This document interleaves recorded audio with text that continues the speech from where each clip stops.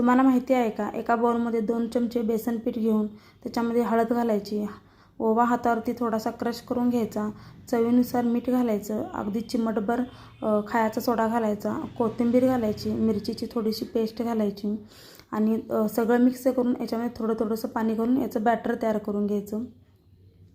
हे batter fluffy होण्यासाठी याच्यामध्ये गरम तेल घालायचं, अगदी 2 चमचे गरम तेल घालायचं, बॅटर एकदम फ्लफी होते।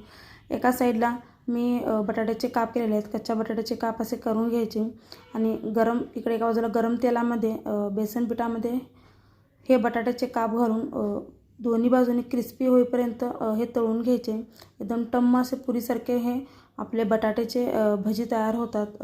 तुम्हाला हे बटाट्याची भजीची रेसिपी कशी वाटली ते पण कमेंट्समध्ये नक्की सांगा आणि तुम्हाला कोणते भजी जास्त आवडतात ते पण मला नक्की कमेंट्समध्ये कळवा। इथेपर्यंत आलाय तर चॅनलला नक्की सबस्क्राईब करा।